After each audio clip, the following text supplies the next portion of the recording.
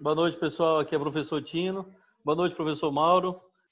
Pessoal, só comunicando que a partir de agora eu vou estar gravando a aula de projeto de algoritmos do curso de inteligência artificial. Professor Mauro, fica à vontade aí com o pessoal. O senhor domina. E depois, quando terminar a aula, eu vou salvar lá na plataforma do YouTube e fica à disposição para aqueles que não conseguiram assistir, participar agora. Eles conseguem ver depois com calma no YouTube. Tá bom? Beleza. Pronto, André, tu agora pode ficar à vontade, André. Já, professor Mauro. Beleza, pessoal. A ideia de hoje é a gente ser a primeira avaliação do curso, certo? A gente marcou 2 trabalhos a serem realizados. A gente ia ter uma prova escrita, né? Mas infelizmente dessa situação a gente conversei com o coordenador, com o professor Vicente, e a gente só vai ter esses dois trabalhos. E aí a gente vai utilizar o Zoom para fazer a apresentação de vocês, beleza? Eu sugiro a gente fazer pela ordem alfabética. Começar com o André. O que eu quero que vocês apresentem, né? Como eu coloquei lá no grupo. Como é que vocês escreveram o algoritmo, que linguagem de programação vocês utilizaram, mostrar os dados de entrada que vocês utilizaram na execução, como mediu o tempo de execução, os gráficos que vocês plotaram, e através dos gráficos mostrar como vocês chegaram à complexidade. Mostrar o tipo de entrada que vocês utilizaram, o gráfico para cada tipo de entrada, verificar, de acordo com a literatura, se o algoritmo de ordenação, a complexidade que vocês deduziram está de acordo. E no final, como é que vocês fariam esse mesmo processo para um outro tipo de algoritmo. Beleza? Então, se eu não vi alguma dessas respostas, se eu não entender, no final da apresentação eu pergunto para vocês. Também posso fazer outro tipo de pergunta. E aí, acho que no final dessas apresentações a gente já tem a nota de vocês. Beleza? Ficou claro? Claro. Okay. André Luiz, pode começar.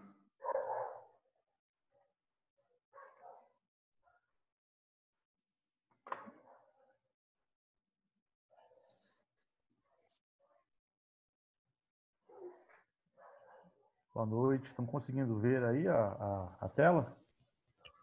Sim. Tá. Como é que eu estruturei a apresentação? As ferramentas que eu utilizei. Eu dei uma adiantada um pouco na questão da complexidade, mas depois eu esmiucei dados de entrada e saída, depois com os gráficos, depois eu consolidei todos juntos, fiz a mesma coisa para o Bubble Sort e depois eu fiz uma conclusão bem resumida. O que eu utilizei? O Python 3.8.0, coisa bem simples, as bibliotecas Random e Timeit, o Jupyter 6.0.1 e o Excel 2013 para fazer os gráficos. O que ocorre? Sem entrar muito no mérito do Insertion Sort, até porque o professor já explicou bastante, mas aqui ele percorre da esquerda para a direita,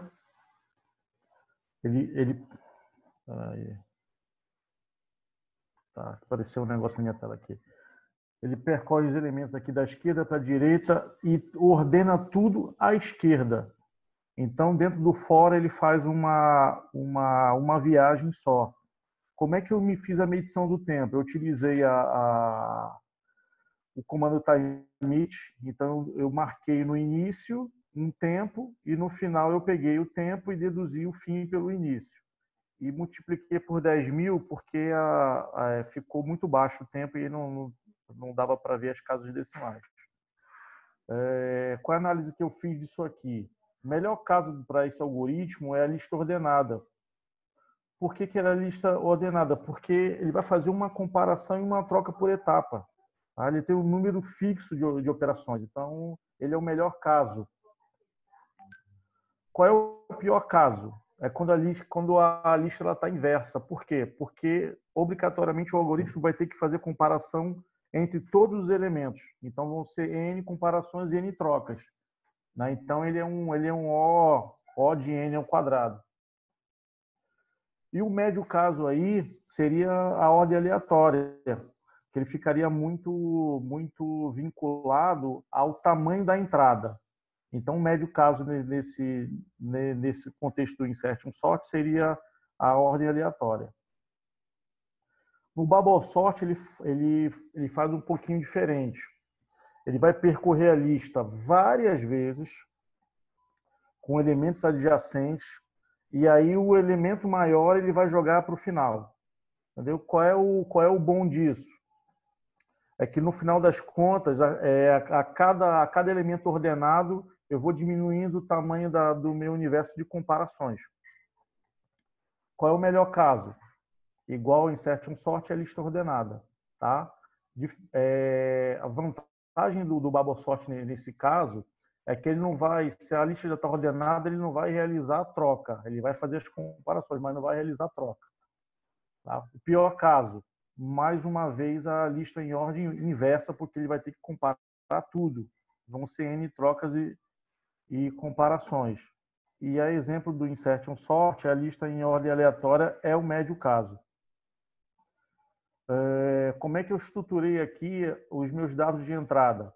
Eu utilizei o Random Sample, tá? Então foi de 1 a 10.000 elementos. Tá? Como é que eu embaralhei as entradas? Em 10, 20, 60 e 100 posições. Aqui eu errei, são 100 posições. E aí eu utilizei a mesma metodologia. Alguém está com o microfone aberto. Marilson? E aí eu tentei estabelecer, embaralhar 2 posições para 40, para 20, 4 posições para 40, assim sucessivamente, tentando manter a mesma estratégia de embaralhar pouco. E fiz a mesma coisa para os dados repetidos. Então, 20 elementos, eu peguei 4 elementos e repeti 5 vezes, 5 por 8, 6 por 10 e assim sucessivamente. E para os dados inversos, eu coloquei o comando reverse. Entrada. E aí eu estou trazendo aqui as entradas, repetido, pouco embaralhado aleatório inverso, e a lista ordenada para 20, 40 elementos. E a gente já percebe aqui o odd n ao quadrado, o odd n ao quadrado, o pouco embaralhado. E aí a gente observa o repetido, professor. O repetido ele me pareceu um odd n aqui, tá? Mas talvez ele não seja odd n se essas repetições elas forem muito pequenas em relação à quantidade de elementos. Tá? Insertion Sort a entrada para 60 elementos. Aí a gente, em relação a 20 e 40, a gente já começa a ver um distanciamento muito grande entre o repetido e o inverso. De ponto 20 para 1,5, de ponto 19 para 5,6, de ponto 4 para 11, 80, de ponto 6 para 13 e 100 de ponto 6 para 33. E aí eu plotei cada gráfico aqui pelas 5 entradas de elementos e os tempos de execução. E aí a gente observa que tem uma certa linearidade aqui. Apesar da escala ela ser uma escala pequena, ele acabou ficando linear, tá? Os dados repetidos. Os pouco embaralhados também ainda se mostrou linear. 2, 9, 11, 1,5, 2. Quando a gente chega no aleatório, a partir do elemento 60, ele já começa a ter um custo maior, de 5,9 para 11. E aí, no inverso, ele comprova que a entrada para Insertion Sort de dados invertidos ele é odd n. E aí ele dá uma explosão aqui no 80 de 13 para 33. É lógico que eu rodei o algoritmo várias vezes e ele deu uma certa variação, mas em todas as vezes que eu rodei o mesmo algoritmo com as entradas, ele acabou mostrando um comportamento parecido. E aí, para o Insertion Sort, eu consolidei 5 entradas. Né? A gente observa aqui que o repetido ele ficou bem rasteirinho, até porque quando a gente olha o repetido separado dentro da mesma escala, ele dá uma variação, mas se você olhar na mesma escala de todas as entradas e tipos de entradas, a gente consegue observar aqui o inverso, ele dá um pico bem grande, né? O aleatório, O de n ao quadrado, né? E aí a gente fica aqui com o pouco embaralhado e o repetido bem próximos aqui. Eu não consegui estudar, não consegui pesquisar, não achei nada que me mostrasse a complexidade dos elementos repetidos. Eu confesso que fui na internet, pesquisei fio Unix e não vi. Mas me parece aqui, pela plotagem, que os dados repetidos ele pode ser considerado como O de n. Para o Babosort, eu fiz a mesma abordagem, tá? Então, eles aparentam ter tempos bem parecidos em relação ao insertion sort, então de 0.7 para 1.4 para 20 elementos, de 2.8 para 7.2 para 40 elementos, de 6.1 para 21.7 para 60, entendeu? De 80 ele não explode tanto, né? E aí de 100 ele dá uma variação assim, o aleatório acaba ficando maior que o inverso. A gente consegue enxergar melhor os gráficos separados. E aí, ó, aqui nos dados repetidos ele dá uma curva bem grande, né? A partir dos 80 elementos aqui ele quase que dobra, né? Nos dados embaralhados, a partir de 60 elementos, ele deu uma subida boa, mas não teve uma subida tão linear como de 80 para 100. E aí, nos dados aleatórios, ele explodiu a partir dos 80. Né? Ficou quase 3 vezes maior. E aí, nos dados inversos, realmente ele deu uma variada. Agora, eu tive um pouquinho de dificuldade nos tempos, porque os tempos variaram muito. Os tempos variaram demais. Quando a gente faz uma análise dentro de vários elementos e um tipo de entrada, ele dá uma distorção na escala. Mas quando a gente começa a olhar todos eles consolidados, vários tipos de entrada, com quantidade de elementos, a gente começa a ter uma ideia melhor. O inverso ele se confirma aqui como um O de n junto com um aleatório. E aí, diferente do que o insertion sort me mostrou, o repetido ele não teve uma característica aqui de O de n, mas sim de O de n ao quadrado. E ele foi subindo, ele deu uma subida boa aqui a partir dos 80 elementos. Então, a minha conclusão aqui é uma conclusão bem simples, tá? O que eu entendi. Esse tipo de algoritmo, tanto o insertion sort como o Babosort, eles são eficientes quando os dados são menores. Muitos dados, como ele é linear e ele apresenta uma complexidade quadrática, muitos elementos têm um alto custo. Ele acaba ficando muito custoso, né? Talvez fosse interessante que eu utilizasse aí, ao invés de 100, 2.000 elementos. Talvez eu pudesse ter uma visão melhor. Tá, diretor? Eu estou com esse negócio na cabeça. Tá, professor?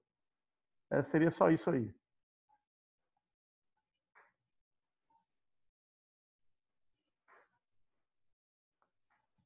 Oi. Vou dar um feedback rápido até para saber como está a avaliação. Eu acho que tu cobriu quase todos os pontos. O ponto que tu não cobriu, que eu ia te perguntar, é se tu chegou a pesquisar na literatura qual que é a complexidade do algoritmo que está escrito e chegou a comparar com o resultado que tu obteve. Sim, ó. Inclusive coloquei aqui. A complexidade tanto do Bubble Sort como do Insertion Sort, ele é uma complexidade quadrática. Então, tanto o Insertion Sort como o Bubble Sort, no melhor e no pior caso, no melhor caso ele é O de n, e no pior caso ele é O de n ao quadrado. Entendeu? Então, eles têm complexidades parecidas. Melhor caso, O de n. Caso médio, O de n ao quadrado. Pior caso, O de n ao quadrado. Beleza. Tá certinho, só não vi na apresentação. Vou dar um ok. Não. Pelo menos estava ligado na pergunta. Outra coisa que... Aqui eu não coloquei, mas seria uma boa sugestão, tá? Comparar os dois, colocar os gráficos nos dois, tanto o Bubble Sort como o Insertion, para ver qual é o melhor.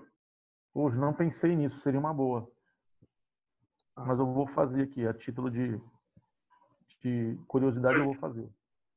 Consegue dizer qual que é o melhor, na tua opinião, dos dois? É o Insertion Sort. A vantagem que o Bubble Sort tem é que quando o dado já está ordenado, ele é mais eficiente, porque ele só vai fazer comparação, ele não vai fazer troca. É a única vantagem que eu vi do Bubble Sort em relação ao Insertion Sort. O Insertion Sort ele é mais eficiente. E a única coisa que tu também falou, que eu quero te falar, é que do repetido que tu falou, ele foi muito bom porque quando tu repetiu os valores, mas tu deixou eles ordenados. Então ele foi muito rápido, não porque ele estava repetido, mas porque ele não estava, Ordenado. faltou tu embaralhar eles, entendeu? Entendi. Então ele é O de n ao quadrado. Sim, mas de acordo com o que tu embaralhar, entendeu? Porque tu só deixou ele repetido, aí não chegou a avaliar bem isso. Mas, em geral, gostei muito da apresentação, mostrou um domínio, tu realmente fez o trabalho, parabéns. Acho que vai ter uma boa nota daqui. Aguarde até o final para tu saber. Obrigado. Beleza, muito grato. Cássio, tá aí?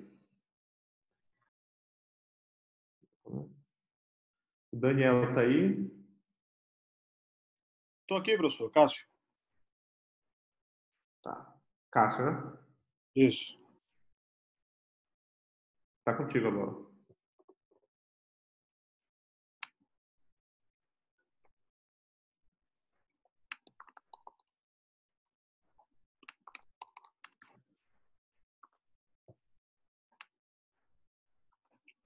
Está enxergando, professor? Não. Essa agora vai começar alguma coisa. Agora. Ok, professor. Aqui eu não fiz como apresentação, fiz na base de relatório, tá? Mas eu vou tentar aqui explicar aqui o que foi que eu fiz, ok? Ok. Então, a primeira parte, né, tudo isso foi executado em Python, né, professor? A linguagem que a gente começou a trabalhar, né, no Jupyter, tá? Essa primeira parte aí de geração dos dados.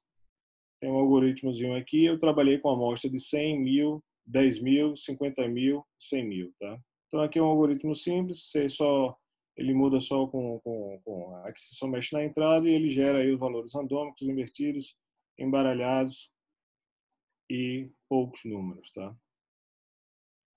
Os dois algoritmos, Select Sort e Bubble Sort, tá?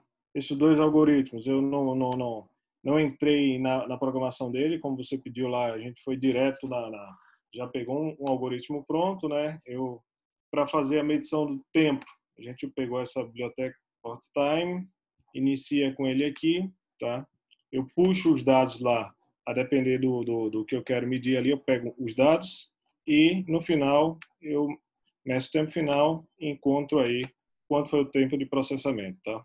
Esse, no caso, é o algoritmo Select Sort. E aqui o Bubble Sort, tá? Também algoritmos, esse algoritmo não foi desenvolvido por mim, tá?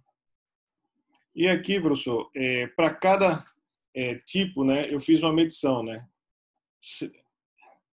Dados aleatórios, 100 amostras, o tempo de execução do select e o tempo de execução do bubble, certo? 1.000 amostras, 10.000 amostras, 50.000 amostras, 100.000 amostras, tá? Isso para os dados aleatórios. Dados invertidos também, da mesma forma, né? Coletando essas informações. Pouco embaralhado e com poucos números, tá? Primeiro ponto, tá, que eu fiz foi comparar esse tempo de execução em função das amostras, né? Comparando para cada entrada, né? Para as mesmas entradas, o select e o bubble. Em todos os casos, né? Pelo que saiu aqui, né? Em todos os casos, o tempo de execução do bubble é melhor do que o select, né? Aqui no dados aleatórios, embaralhados, né?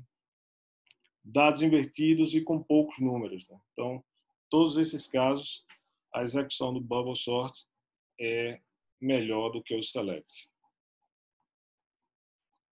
Também, professor, Oi. Oi. Tu tem os dados aí? Eu tenho assim, os dados de entrada, professor, eu coloquei no programa só, né? Eu não coloquei no relatório. Tá. Não, Ok? Mas eu posso tirar aqui e mandar, tá? Aqui, professor, os dados, né? Para o select, a comparação de cada caso, né? Então, quanto mais, um número maior de amostras, né? Com poucos números, por aqui apresentou a maior eficiência e a menor eficiência aqui, o aleatório, tá? Aqui é o bubble sort, comparando para cada tipo de entrada o comportamento, poucos números, também com a melhor performance, e os aleatórios aí. Tu tá mostrando Com... algum gráfico? Oi? Tá mostrando algum gráfico? Sim, sim. Tá vendo? É que não tá atualizando, tá na primeira página ainda. Ah, tá congelado, é? Tá. Então tem algum problema. Você colocou para compartilhar só a janela do programa ou a tela do seu computador?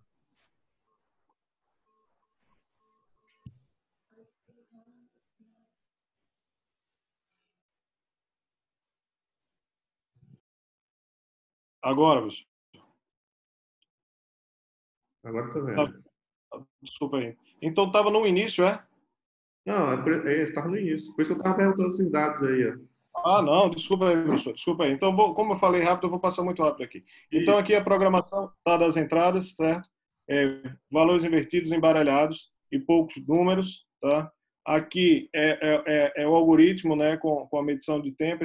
Esse algoritmo eu peguei na internet, usei a biblioteca do Time, né, início aqui e final aqui, né, pego o delta e calculo para cada caso. O Bubble Sort, esse algoritmo eu também peguei, né, não desenvolvi. Ele tem o início aqui, ele conta o início aqui e o final aqui, né, e pega esse delta. Aqui são os dados, né, para cada um caso aleatório invertido, né, eu vejo aqui pelas amostras, vejo o tempo de execução, coloco aqui, né, tanto para o select quanto para o bubble, certo? Invertido, pouco embaralhado e com poucos números, tá?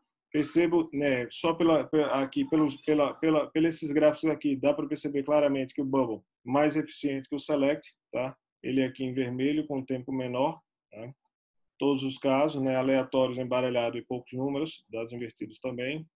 E aqui eu tava comparando todas as entradas, né, todo tipo de entrada para o select, né, onde ele mostra aqui uma melhor performance para poucos números, e para o bubble aqui também, tá? Para poucos números, tá? Pior caso nos dois aleatórios. Tá? A complexidade, professor, desse algoritmo, dos dois, né? O de n ao quadrado, tá? Uhum. E aqui né, no Excel, né? Junto ao Excel aqui eu estimei aqui a curva quadrática para cada um desses casos aqui, tá? Select, dados aleatórios invertidos, né? Legal.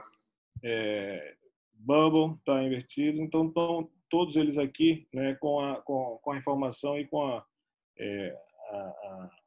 equação aí que o representa, né? Melhor representa. Então, basicamente, o relatório, professor, foi esse aqui, tá? Uhum.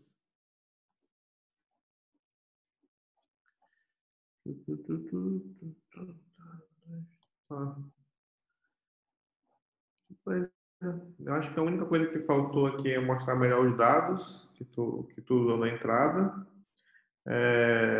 Tu usou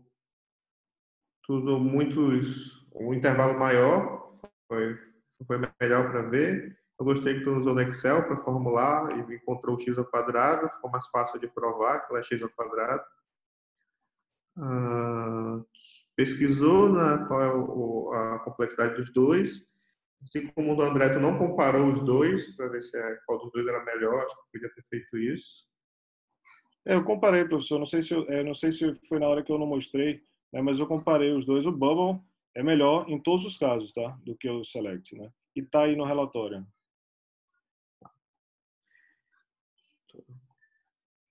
Beleza. Mostrou do tempo. Tu não teve problema de coletar os tempos. Só colocando o início e o fim funcionou? Funcionou normalmente.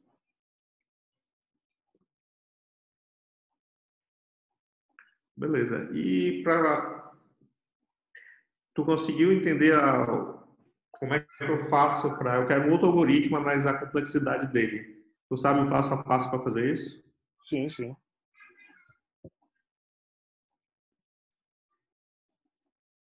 Beleza, Cássio. Acho que também a apresentação é bem legal. Gostei. Grato aí pelo trabalho. Em breve você saberá a tua nota. Daniel. Tá aí?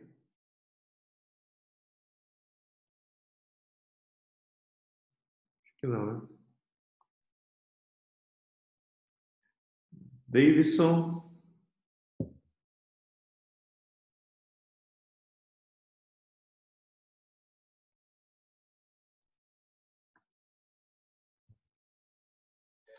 Acho que o Vai apresentar. Davidson ficou para sábado, professor. Ele está só de Tá, ouvinte aí. beleza.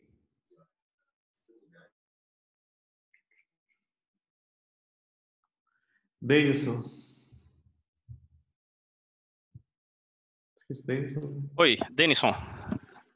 Vai contigo. Beleza. Deixa eu tentar aqui. Agora, share screen.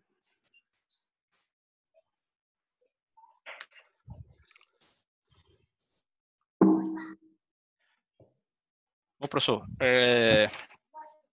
o meu trabalho eu fiz também no Python, né? E eu não fiz exatamente um relatório, né? Eu fiz o próprio código de Python tentando organizar ele para ele ser o relatório do trabalho, né? Então, a gente utilizando o Jupyter Lab, né? Jupyter Notebook. Então, não sei se vocês já conseguiram ver a tela aí, tá tranquilo, né? Então, aqui as minhas funções que foram selecionadas para mim foram o Bubble e o Shell, né? O Shell Sort. Então, aqui no começo a gente tem algumas chamadas de funções aí, né? Questão de código Python, né, em si. E aqui tô indo aqui já para a função em si, né? Que é a função a Shell Sort, né? Que eu realmente também peguei na internet, né? Como o senhor comentou do código. E a Shell Sort ela é interessante porque ela é um código aleatório, né?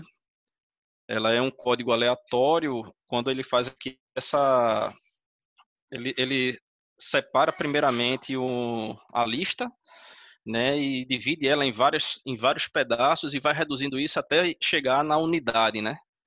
E esse número é um número aleatório. No código que eu encontrei, por exemplo, na internet, ele tem esse fator aqui de divisão 2.2. Ou seja, eu começo pulando, por exemplo, de 5 em 5 elementos ou de 10 em 10 elementos. Aí no próximo scan que eu vou fazer na massa de dados, eu divido por 2.2, né? E ao invés de procurar de 10 em 10, eu divido 10 em 10 dividido por 2.2, que dá ali uns 4. Então eu vou de 4 em 4 elementos, depois divido novamente por 2.2. E esse número é um número aleatório, né? Ele não é um número fixo, né? Ele pode ser alterado. e inclusive o passo inicial, né? Você define qual vai ser o passo inicial que você vai dar na amostra. Né? O código que eu peguei, inclusive, ele tinha esse passo inicial aqui, que é o H, como sendo H igual a 1. Né? E para o meu código, eu defini aqui para o shell sort, né? Eu defini um passo baseado na amostra. Então, dependendo do número da amostra, eu faço o passo do shell sort. Né? Então, mas assim, esse é o código aqui do shell sort, né? Que eu peguei na internet. E a questão do ajuste da curva, né? A gente fez também no Python, né? Eu fiz também no Python. Utilizando aqui a própria função aqui do Python, né? Do curve fit, né? Tentar ajustar, inclusive achando também erro, né? De curva. Eu vou agora, isso é o pré, né, do trabalho. Agora eu vou entrar na criação dos dados em si, né? Deixa eu só chegar aqui no ponto mais fácil. Então, definição das variáveis e constantes, né? O tamanho da minha lista, né, eu fiz um programa que ele é escalonável, né, no Python. Então, eu consigo alterar o número de elementos, a quantidade de listas e rodar ele novamente. Esse meu programa eu fiz ele com toda essa quantidade aqui de amostras, né? Então, 10 elementos, 20, 40, 80, até 100 mil elementos. Né? Então, todos esses elementos aqui foram testados. Né? Tanto no aleatório, no pouco embaralhado, no invertido e com poucas unidades. Então, os dados aleatórios, aqui é o código para geração dos dados aleatórios. Né? Então, eu estou mostrando aqui um exemplo, né, na verdade, porque ia ficar muito grande aí a exibição, mas eu estou mostrando aqui um exemplo aqui do primeiro, né, com 10 unidades, e embaixo o gráfico com 40 elementos, né, para você ver que ele está totalmente distribuído, né, os 40. Se eu fosse botar aí a quantidade maiores, não ia caber no gráfico, ia ficar até meio que invisível, né. O pouco embaralhado também está aqui uma amostra dele, né, com os 10 elementos, como é que ele está, e o de 40 elementos, como é que ele ficou aí a escada. A minha amostra, né, de pouco embaralhado, eu peguei a quantidade de amostra, dividi ela em pequenos grupos, né, de 10 em 10, por exemplo, elementos, eu alternava 2 ou 3 elementos, né, embaralhava aos poucos ao longo da amostra como um todo. Aqui o código invertido, também mostrando aqui um exemplo da sequência de 10 elementos e a sequência de 40 elementos.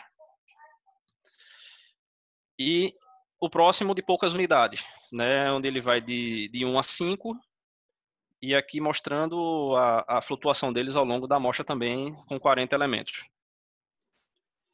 Então, no Bubble Sort, né, depois que eu gerei aqui o código do Bubble Sort, você pode observar aqui, ó, que os tempos para 100 mil elementos, né, demorou aqui em torno de segundos, em torno de 130, porque está em milissegundos, né? Então, 130 dividido por 60, em torno de 20 minutos. Esse meu programa no todo, aí, eu deixei ele rodando em torno de 5 a 6 horas. Né? Depois que eu deixei o programa todo mais ou menos redondinho, eu botei ele para rodar e fui dormir. Ele ficou trabalhando, processando e gerando todos esses dados. E detalhe, para o Bubble Sort, né, eu selecionei para cada número de elementos, eu fiz 3 vezes.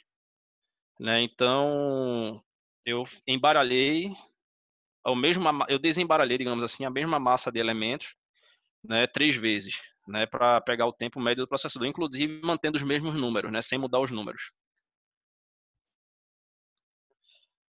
Então, você pode ver aqui no resultado gráfico, que fica mais interessante, tem um resultado em tabela, né, e tem um resultado gráfico. Então, o resultado gráfico aqui, ó, a gente pode ver a função do Bubble Sort aqui. Então, todos eles aqui atingindo uma curva aí, a curva quadrática, né? Aqui embaixo, só na verdade o pouco embaralhado, é que o Bubble ele ficou até melhor que o Shell Sort. Né? Então, aqui eu fiz no próprio Python, né, eu fiz ajuste das curvas fazendo com o Curve Fit, né? Então, com o Curve Fit, você pode observar que os parâmetros eles ficaram bem ajustados. Né? Os parâmetros eles ficaram bem ajustados e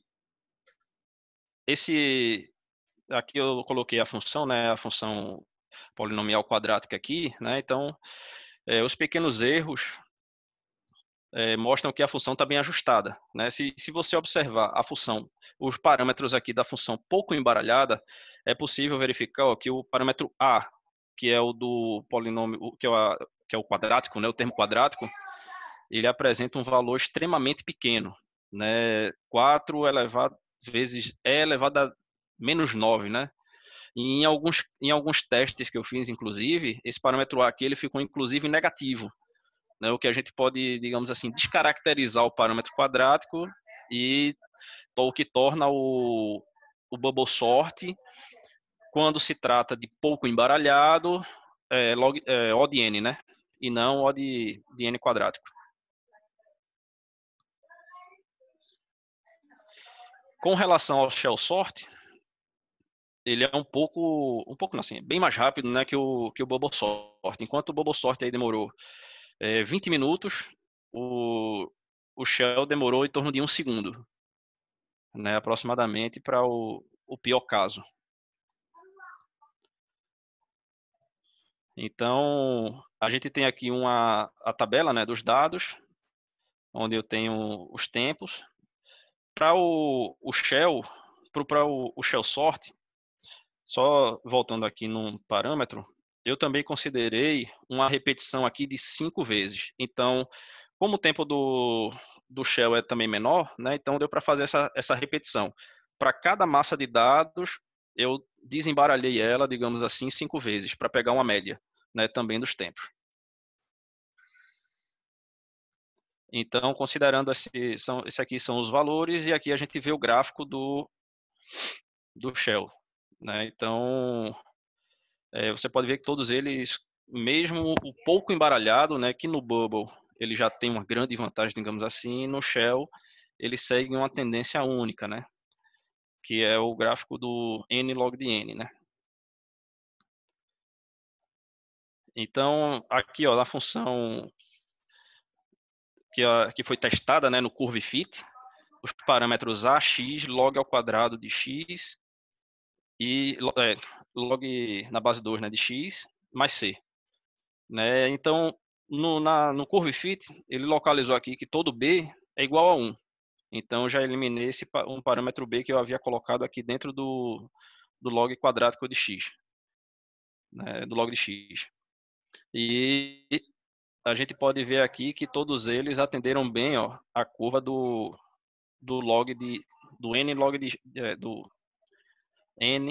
n. Né? Então, a ordem aí do algoritmo bate inclusive com a literatura, né? Eu procurei o que eu encontrei foi justamente esse n log de n. E a comparação entre os dois gráficos, né? Eu plotei aqui o Bubble versus o Shell, né? A gente consegue ver claramente aí a diferença gritante aí entre o Bubble e o Shell, né? O Bubble aí realmente quadrático, né? E o Shell mantendo ali uma linearidade quase de n, né? Que é n log de n, mas quando tem muitos elementos ele se aproxima muito mais do n. No pouco embaralhado, só nesse caso aí, né? O Bubble realmente ele se saiu melhor. A gente vê que o Shell, apesar dele ser muito mais rápido, como independe, né, a forma como os elementos estão, ele acaba perdendo para o Bubble, né? O Bubble, com poucos elementos, ele se sai extremamente eficaz. Aqui, comparação também com o invertido, o mesmo problema, né? O Bubble também, lá nas alturas, né? Coisa de 20 a 30 minutos de execução para 100 mil elementos, enquanto o Shell chega em torno de 1 segundo, né? E com poucas unidades também, o mesmo cenário. né? Apenas no pouco embaralhado é que a gente vê uma pequena diferença. E aqui no final do relatório, né, digamos assim, do Python, né, que eu imprimi diretamente do Jupyter lá eu também coloquei aqui uma massa de dados, né, para efeito de verificação, né. Botei aqui número de 10 elementos, então alguns elementos, e depois o resultado deles com o bubble e o shell ocorrendo, né. Com 20 elementos, com 40 elementos, com poucos, né, porque como está impresso aqui num PDF, eu botei até 320, por exemplo, mas 320 o próprio Jupyter Lab ele já cortou, inclusive. Mas está aqui até 160 elementos, dá para comparar, né? Como a massa de dados estava embaralhada e como os dois algoritmos aí desembaralharam.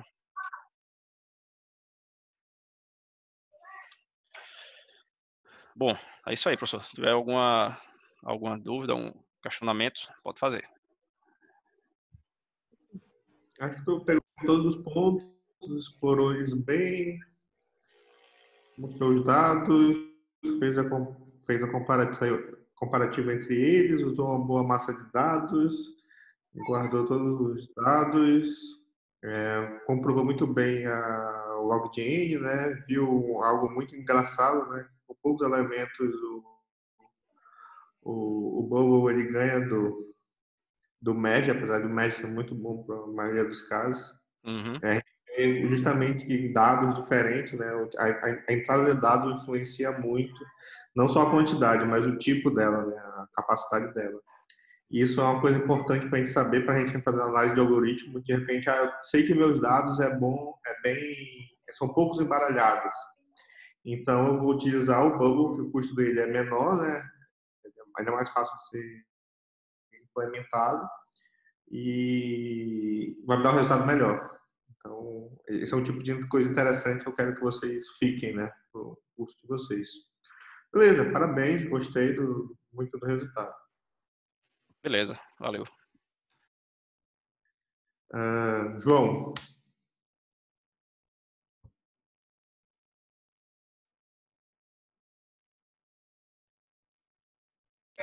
Esse tem que tirar a tela aí. Ok.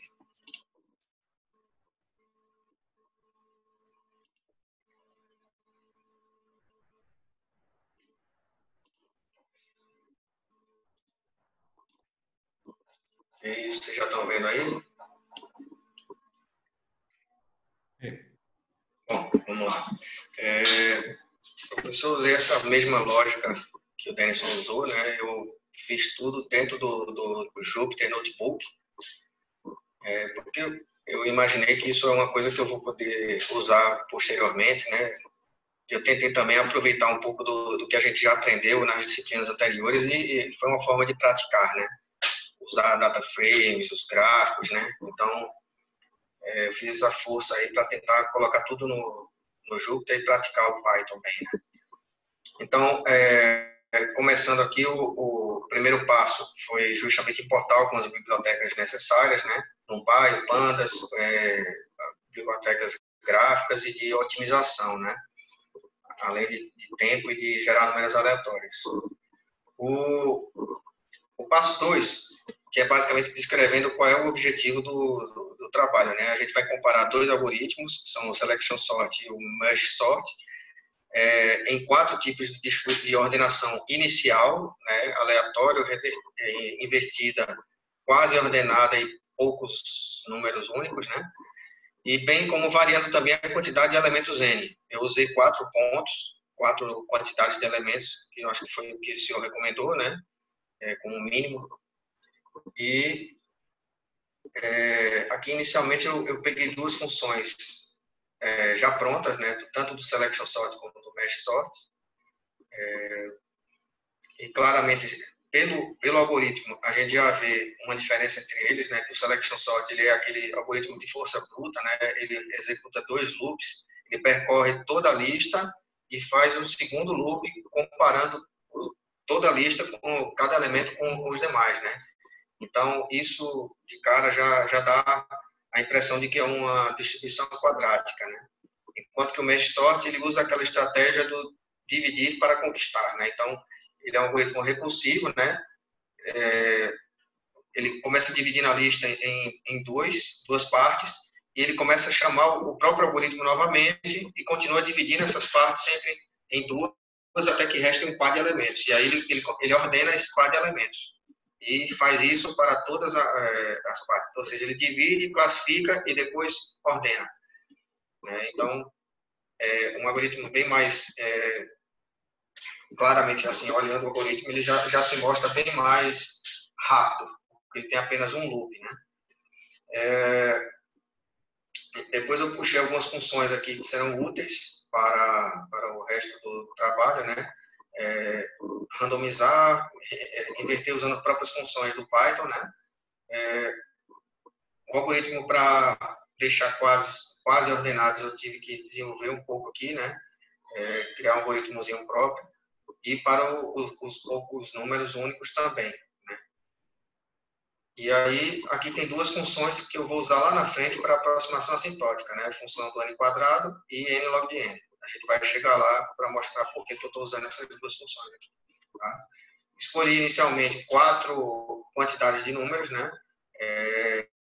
100, 5.000, 10.000 e 15.000. Eu gerei basicamente a partir usando o próprio Python, uma lista de 1 até 100, de 1 a 5.000, de 1 a 10.000, de 1 a 15.000. Né? Se eu variar esse número aqui, automaticamente ele já gera as novas listas, sem precisar digitar nada, né? Muita coisa. E eu já criei também uma lista aqui com os tipos de ordenação. Então, lá na frente, para deixar tudo mais automatizado. Né? E eu coloquei tudo em data frames. Isso não é uma obrigação, ninguém precisa se preocupar em fazer isso, foi apenas uma forma que eu quis de praticar o conhecimento da disciplina anterior. Né? Coloquei cada quantidade de dados em um data frame diferente. Tá? Não tem como colocar, eu inicialmente pensei em colocar tudo num só, mas não dá porque as colunas vão ter tamanhos diferentes, então não tem como juntar facilmente. Né? Então, criei um data frame para cada quantidade de dados.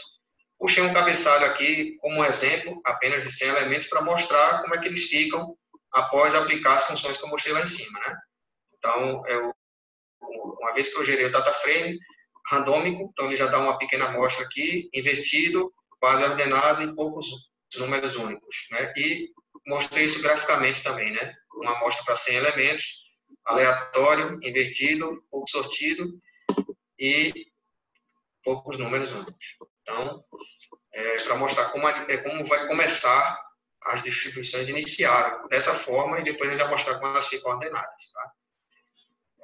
Criei uma tabelinha inicialmente em branco para colocar os tempos, uma para o selection sort e outra para o merge sort. Né?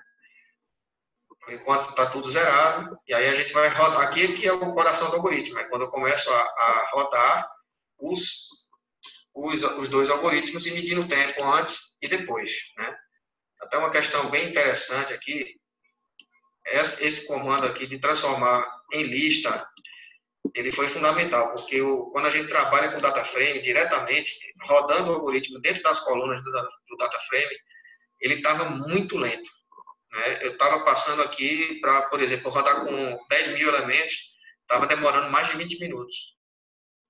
E aí, assim, de repente eu pensei, por que eu não... Vamos tentar fazer como lista, porque eu vi que todo mundo estava fazendo usando lista, né? Então, será que isso vai fazer diferença? E realmente fez. Então, para rodar o algoritmo, eu simplesmente pego uma coluna e transformo numa lista. Fazendo isso, ele roda muito rápido. Né? Aí ele mostrou realmente o tempo que cada algoritmo gasta. Né? É só um pequeno detalhe de programação que eu acho que se alguns forem trabalhar com data frame, tem que ter esse cuidado. Quando você vai rodar qualquer coisa usando as colunas, é muito mais ineficiente do que rodar uma lista. Tá? Enfim, fiz isso para cada data frame, né? Já comparando os dois algoritmos, e aqui eu tenho alguns resultados para mostrar que o algoritmo funcionou. Né? Fiz aqui um cabeçalho para o selection sort e mostrei os gráficos dele, né? Ou seja, eles estão todos ordenados para cada tipo de ordenação e sem elementos, tá? Poucos elementos únicos, tem esse gráfico engraçado aqui, né? Merge sort também mostrando que ele funcionou, né? Ele ordenou todas as distribuições para 100 elementos também. E aqui é onde eu começo a comparar os dois. Né? Eu tenho essa tabelinha de tempos aqui para as quatro quantidades de elementos e para os quatro tipos de ordenação inicial. Tanto para o selection sort como o merge sort. Né? Claramente a gente já vê aqui os tempos do selection sort subindo rapidamente, né? Enquanto que os tempos do merge sort sobem de forma mais tímida, né? E devido à característica de cada um que a gente vai comprovar daqui a pouco. Aqui temos alguns gráficos, né? Comparando as quatro distribuições para o selection sort. Você vê que os tempos aqui saem de algo próximo a 0 milissegundos para 10.000 milissegundos, quando chega a 15.000 elementos, enquanto que o merge sort, para os mesmos 15.000 elementos, ele gastou apenas 80 milissegundos. Então, eu não coloquei no mesmo gráfico os dois algoritmos, mas pela escala do eixo Y, a gente já pode concluir que para todos os tipos de ordenação inicial, o merge sort ele tem um desempenho bastante superior ao do selection sort. E isso fica claro lá olhando o algoritmo, né? O merge sort, o selection sort, ele percorre toda a lista várias vezes, né, um loop dentro do outro. Né? Então, ambos possuem um padrão de crescimento que parece ter o mesmo padrão. O que é que eu estou querendo dizer com isso? Para qualquer distribuição inicial, ordenação inicial, aleatório, invertido, quase ordenado e poucos números únicos, não vemos grande diferença variando o número de elementos. Ou seja, ele não apresenta um melhor caso ou pior caso. Isso foi constatado aqui nos gráficos e também através do coeficiente de variação, que é uma estatística que eu coloquei aqui só suplementar, né? Que é o desvio padrão sobre a média, e a gente vê que ele estabiliza, de certa forma, né? Fica sempre abaixo de 10% a diferença entre o coeficiente de variação entre essas distribuições para cada número de elementos. Né? Aí vamos passar para as curvas assintóticas. Né? Também foi um pouco de pesquisa aí para tentar usar essa função de otimização do próprio Python, né? De ajuste de curva, curve fit, e calcular também o R quadrado e os parâmetros da função de ajuste usando esse curve fit. Né? Vocês veem aqui que o R quadrado para todos os gráficos do selection sort ele ficou em torno de 1, quer dizer, dependendo de quantas vezes você rodar, nem sempre dá 1, mas dá ali 0,99, 0,98, né? É um ajuste muito bom para uma complexidade quadrática, né? Esses aqui são os pontos reais, os 4 N's, né, que eu testei. E aqui a curva teórica. Para isso, eu usei aquelas funções que eu defini lá atrás, né, de quadrática, n log de n. E quando fazemos o mesmo para o merge sort, que é o algoritmo mais eficiente, ele fica praticamente uma curva linear. Né? Vocês podem ver até pelos parâmetros aqui, né, que realmente ele tem um fator linear muito forte, né, e os demais parâmetros são valores bem baixos. Né? O R quadrado também bateu 1 aqui. Eu escolhi, claro, eu rodei várias vezes e escolhi um aqui que ficou bem bonito aqui, né? Mas o normal é ficar de 0,97 a 1, né? Esse ajuste. Então, mostrando que para qualquer uma das ordenações iniciais, ele tem um desempenho muito parecido. Eu não consegui verificar nenhuma diferença de melhor caso ou pior caso para esses dois algoritmos. Tá? A conclusão final é que as simulações para o selection sort e merge sort comprovam as complexidades de O de n ao quadrado para o selection sort e O de n log de n, que é uma função chamada quase linear ou linear rítmica. Ela fica ali entre a linear e a quadrática, né, mais perto da linear, e com ótimas aproximações, como mostrado nesses gráficos acima. Né? Então, eu acho que assim, o trabalho foi bem interessante, porque ele comprovou realmente a curva teórica dos dois algoritmos, né? E mostrou a diferença absurda que existe entre o merge sort e o selection sort. A grande vantagem, talvez, do selection sort é a facilidade de implementação. Né? Talvez numa época aí que a gente não tinha internet, não tinha como pegar as coisas tão fácil, um algoritmo que qualquer um implementa rápido, né? ele acaba sendo útil, né? Mas o Mesh Sort, ele tinha uma vantagem, historicamente, estudando ele um pouco, né? Ele ocupava pouca memória, e isso ajudou muito naquela época dos computadores IBM, aí, que até levaram o homem para a Lua. Parte, vamos dizer assim, um pedacinho daquela jornada para a Lua se deveu aí ao Mesh Sort, né? Que ele foi o algoritmo usado naquela época para aqueles computadores que tinham pouquíssima memória disponível, né? E ele tem uma ótima eficiência, ele aloca pouca memória. Talvez não seja o melhor algoritmo de ordenação, mas ele tem essa vantagem de alocar pouca memória, frente a outros aí que talvez sejam melhores, mas usam mais memória, né? Então, são essas as conclusões aí que eu tirei desse trabalho.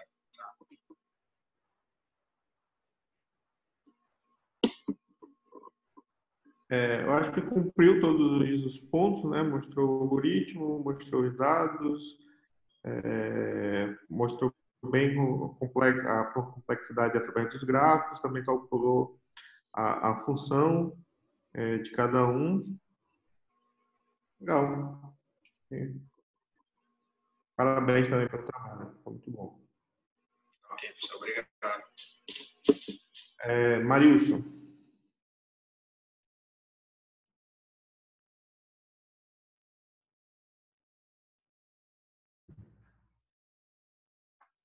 Opa, aparecendo aí?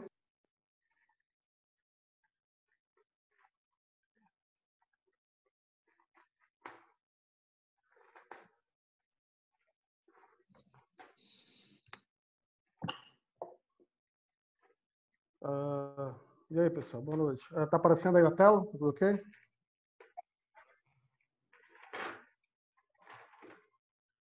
Estão me ouvindo? Beleza. Bacana. Eu também, como a maioria dos colegas aí, fiz no Jupyter, no notebook, só que eu fiz separado, né? Eu fiz Select Source numa página e o Quicksort em outra.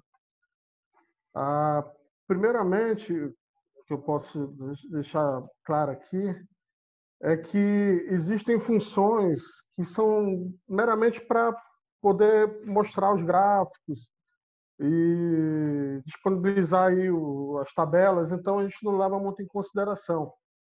No caso aqui, o algoritmo que está sendo utilizado, no caso é Select Sort, é esse aqui, que é utilizado na função.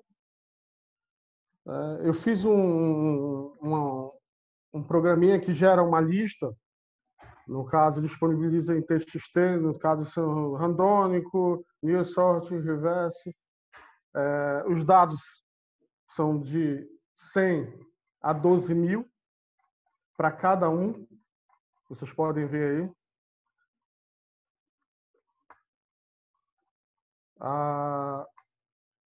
Então esses dados os dados foram gerados e eu só faço o download nessa página para poder gerar e aplicar dentro do algoritmo de ordenação. No caso aqui, essa estrutura aqui, eu fiz uma estrutura... Eu não vou explicar aqui, nesse momento, o algoritmo, mas eu vou explicar toda a estrutura do programa e lá no final, na hora de fazer a análise, eu vou explicar o algoritmo. Aqui eu faço uma função automatizada para puxar esses dados que estão aqui e gerar a tabela de tempo. Né? No caso aqui eu mostro aqui o início de medição de tempo, ele vem, gera um time. No caso aqui, o repeat, eu até conversei com você, no caso do Select Sort, a maioria aí teve essa experiência, ele é muito demorado. Então eu fiz só um repeat, só uma vez, eu não fiquei dando vários loops para tentar pegar uma melhor definição de tempo. Nesse caso aqui, o que eu aumentei? Eu aumentei os dados, como vocês podem ver, tem bastante informação. E nesse caso eu só fiz uma execução, né?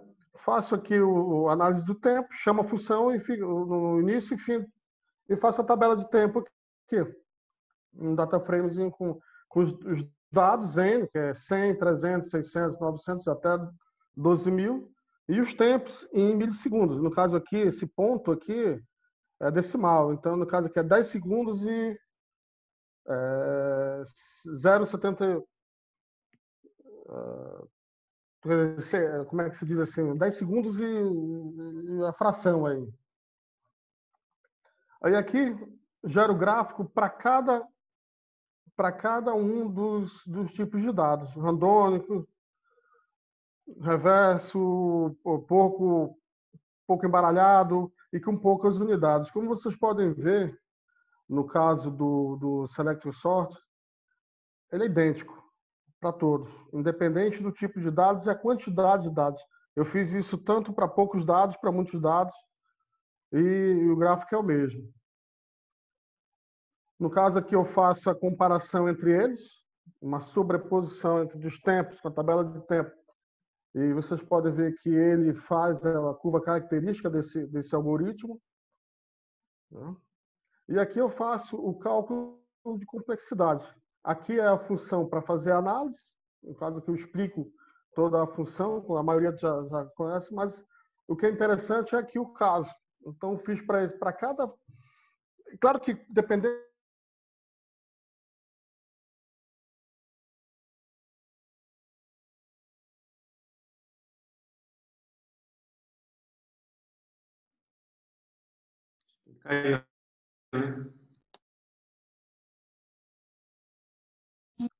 Essa função aqui, que é, no caso, uma equação de segundo grau, que para qualquer caso, tanto para no pior caso, quanto para o melhor caso e para o caso médio, vai gerar os mesmos resultados, O, N de 2. Ou seja, independente dos dados, independente da quantidade, independente de como estiverem ordenados esses dados, no Select Sort vai ser sempre O, N de 2. Desculpa, O, N ao quadrado, a complexidade. Aqui eu faço a comparação gráfica, que é justamente, eu faço um gráfico aqui onde tem o O, N ao quadrado e o N log de N, que é do Quicksort, para ver como é que é a diferença entre os dados. Então, aqui no Quicksort, deixa eu tentar achar a tabela aqui.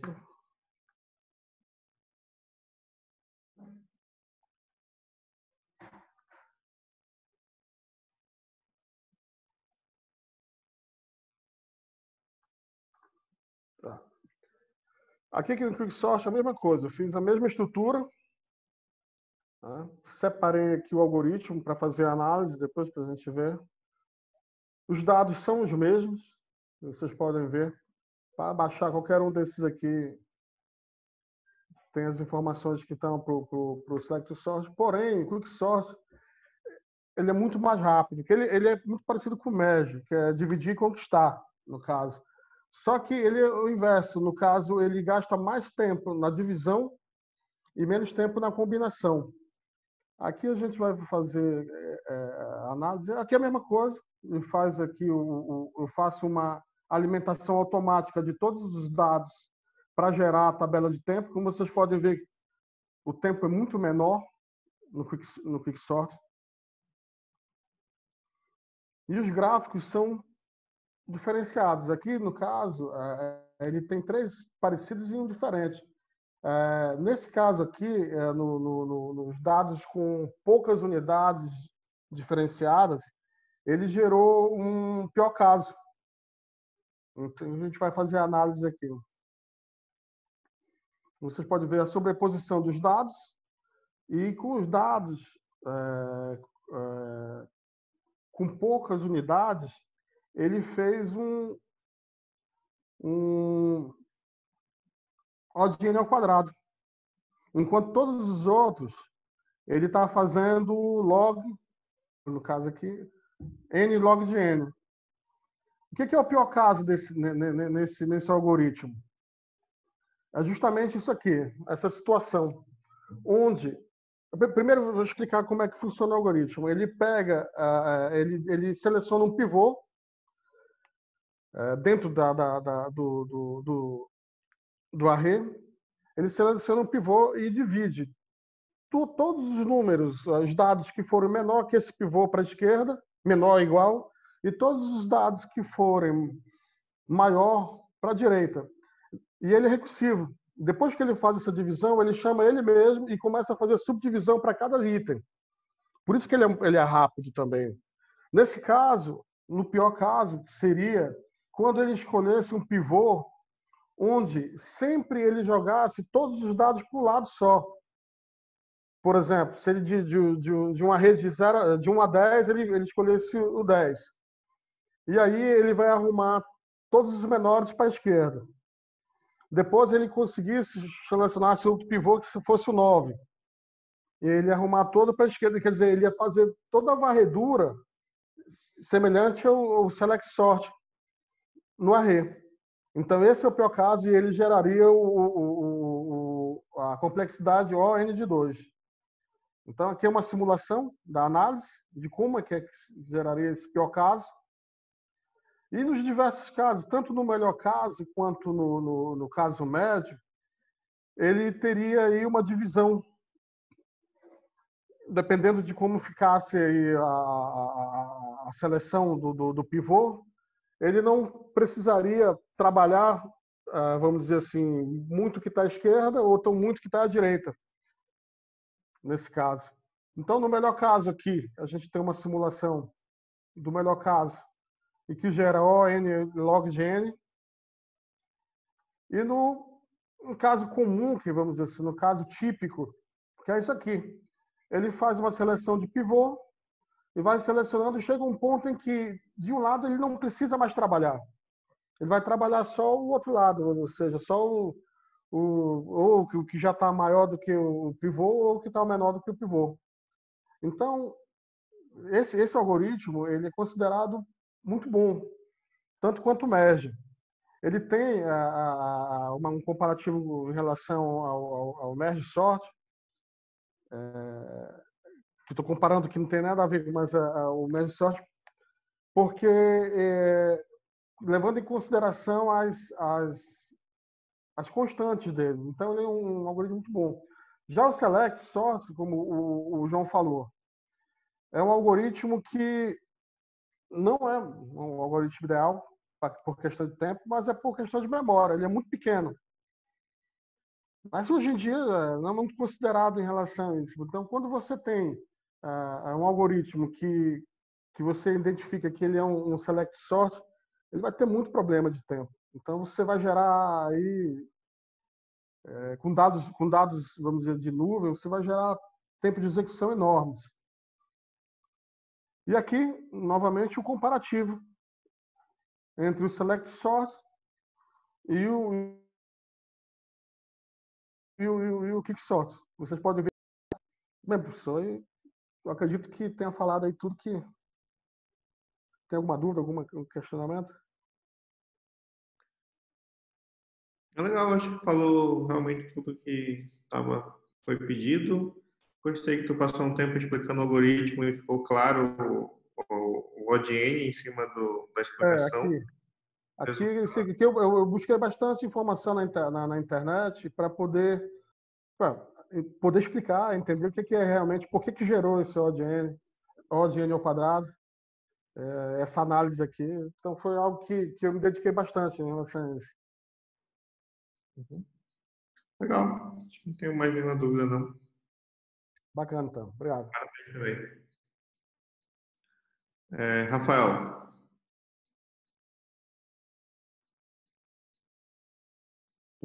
Opa, deixa eu compartilhar minha tela aqui. Todo mundo me ouvindo e vendo a minha tela?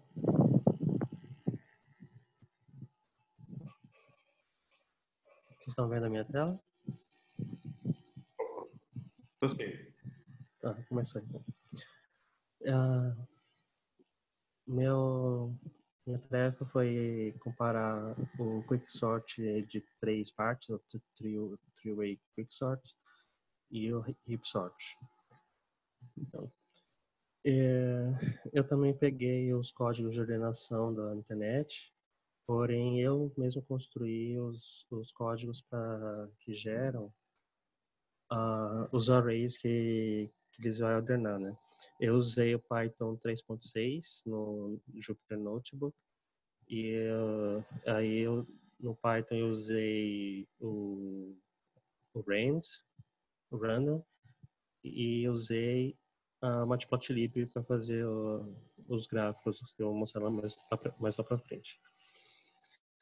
Então, o heap-sort, ele usa uma árvore binária para organizar dados e depois ir desordenando eles desordenando não, ele coloca os itens do array numa árvore binária e quando ele já tira na ordem, né?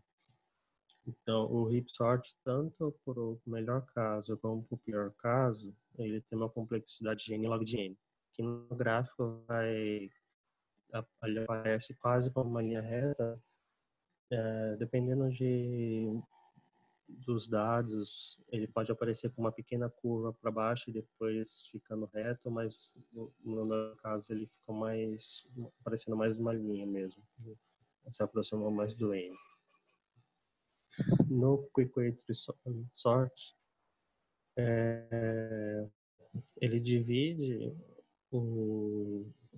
os dados de entrada em 3 partes, uma menor, uma aproximadamente igual e uma maior do que o número do pivô que escolheu, divide em 3 partes e depois repete em cada uma dessas 3 partes recursivamente até que ele vai dividindo e só sobra um elemento que é quando ele para que já tá bom, já tá organizado. E ele faz isso até acabar todas as possibilidades de todas as circunstâncias que ele fizer. Esse algoritmo, ele é no melhor caso O de n e no pior caso O de n ao quadrado. Aqui eu vou passar rapidinho os algoritmos que eu queria para criar as sequências.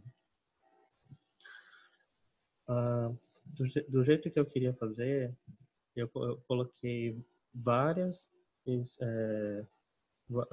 medidas em que eu fui sempre aumentando o número de elementos. E é sempre aleatório, eu não repito os elementos, né? E eu vou mostrar mais lá pra frente o range que eu coloquei. Então, o aleatório é só pegar a saída do random e jogar lá, né?